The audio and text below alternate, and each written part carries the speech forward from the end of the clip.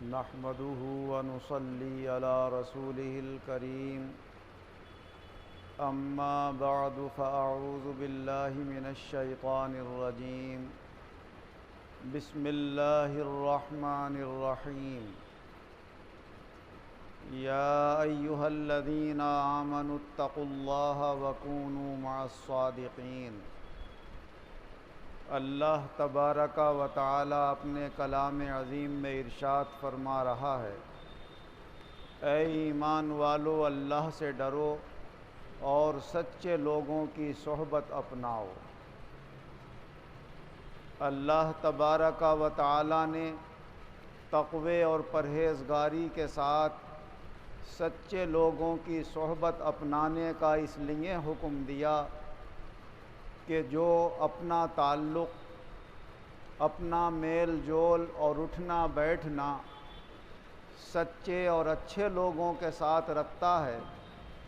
تو اس ذریعے سے اسے اللہ کا قرب حاصل ہوتا ہے اور اللہ تعالیٰ سے اس کا تعلق مضبوط ہوتا ہے۔ جس طرح اللہ کے ولیوں اور نیک لوگوں کے ساتھ اٹھنے بیٹھنے سے اللہ کے ساتھ تعلق مضبوط ہوتا ہے، اسی طرح اور بھی بہت سے نیک کام ہیں کہ اگر انہیں کیا جاتا ہے تو اس سے بھی اللہ سے رشتہ اور تعلق مضبوط ہوتا ہے۔ ان میں ایک بہت اہم چیز ہے اپنے رشتہ داروں کے ساتھ اچھا تعلق قائم کرنا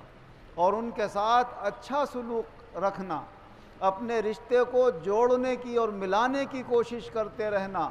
جو لوگ اپنے رشتہ داروں کے ساتھ اپنا تعلق اچھی طرح قائم رکھتے ہیں تو یہ بھی ذریعہ بنتا ہے اللہ سے تعلق اور رشتے کو مضبوط کرنے کا۔ حضور نبی اکرم صلی اللہ علیہ وسلم نے ارشاد فرمایا کہ یہ رشتہ جو آپس میں تمہارا ایک دوسرے کے ساتھ قائم ہوتا ہے، اس دنیا میں تمہیں اپنی آنکھوں سے نظر نہیں آتا۔ جب آپ اپنے رشتہ داروں کے ساتھ یہ کہتے ہو ہمارا ان سے یہ رشتہ ہے، ہمارا ان سے یہ رشتہ ہے، وہ ہمارے چچا ہیں، وہ ہمارے بھائی ہیں، وہ ہماری بہن ہے، تو آپ نظر آتے ہیں، آپ کا رشتہ دار نظر آتا ہے، لیکن آپ کے اور رشتہ دار کے بیچ میں جو تعلق ہے، جو میل ہے، وہ چیز ہمیں نظر نہیں آتی۔ اللہ تعالیٰ فرماتا ہے معلوم ہے وہ کیا ہے؟ وہ میری طرف سے ایک نہ دکھنے والی باریک ایسی رگیں ہیں جو تم تک پہنچ رہی ہیں۔ تم جو کہتے ہو کہ میرا بھائی سے رشتہ، میرا دوست سے رشتہ، میرے پڑوسی سے رشتہ، میرا چچا سے رشتہ، فرمایا یہ حقیقت میں رشتہ مجھ سے ہوتا ہے۔ جو اپنے رشتہ دار سے تعلق جوڑ کر رکھے گا، فرمایا وہ مجھ سے تعلق جوڑ کر رکھے گا، اور جو اپنے رشتہ دار سے تعلق توڑے گا وہ سمجھ لے مجھ سے اپنا تعلق توڑے گا۔ حضرت عبداللہ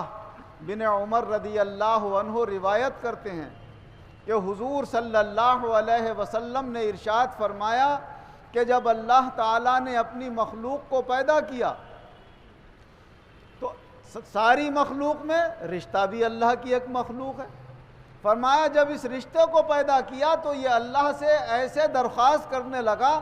جیسے کوئی کسی کے پیچھے سے کمر پکڑ لیتا ہے، کہ جیسے باپ اپنے بچے کو مار رہا ہے تو ماں بچانے کے لیے آ جاتی ہے، اور کبھی کبھی اپنے شوہر کی کمر پکڑ لیتی ہے پیچھے سے،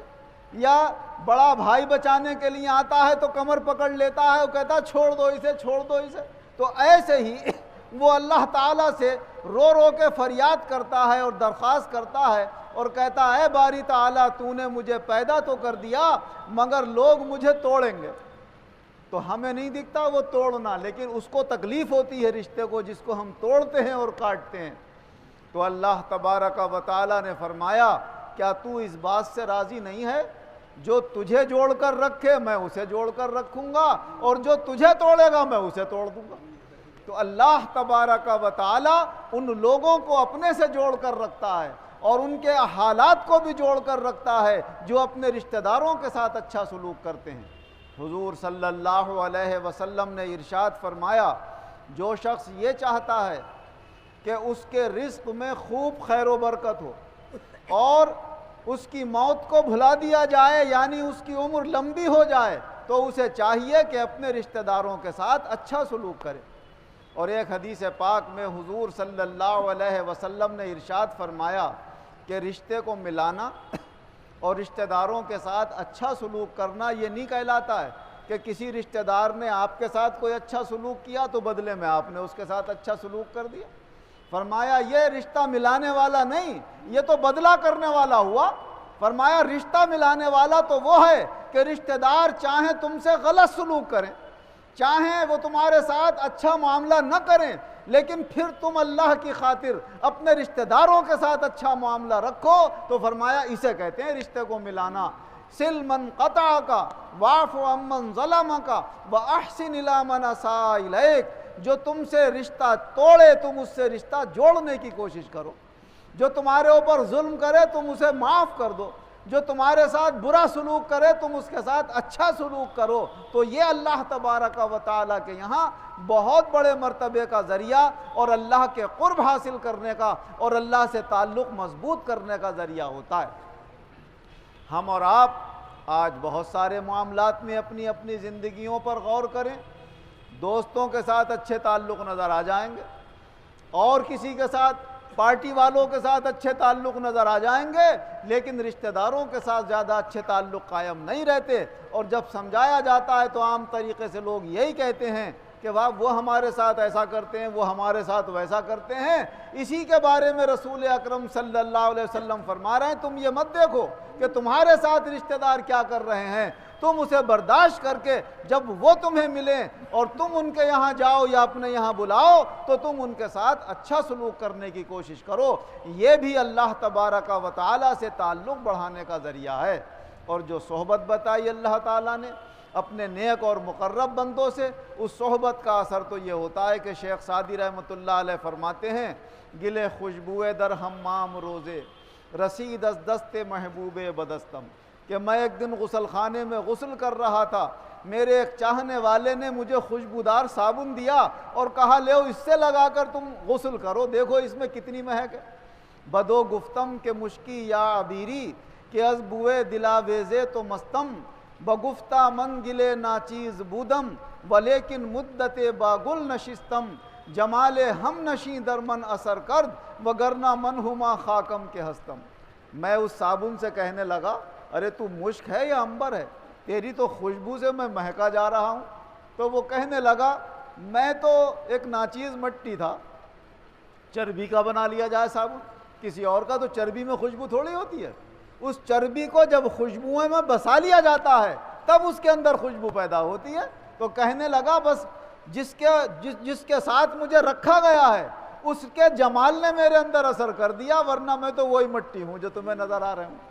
اگر مجھے وہ صحبت نہ ملتی ان خوشبوؤں کی تو میں بھی خوشبودار نہ ہوتا۔ اسی طرح یہ اللہ کے نیک اور مقرب بندے اللہ کے یہاں سے ایمان کی خوشبو لائے ہیں، نیک اعمال اور اچھے اخلاق کی خوشبو لے کر آئے ہیں، جو ان کے قریب بیٹھ جاتا ہے اللہ تعالیٰ انہیں بھی خوشبودار بنا دیتا ہے۔ اللہ جل شانہ وعم نوالہ ہمیں اور آپ کو اچھے لوگوں کی صحبت اختیار کرنے کی توفیق عطا فرمائے، اور اپنے رشتہ داروں کے ساتھ بھی اللہ اچھے تعلق نبھانے کی اور رشتہ داروں کے ساتھ اچھے سلوک کرنے کی اللہ ہم سب کو توفیق عطا فرمائے۔ آمین وآخر دعوانا ان الحمد للہ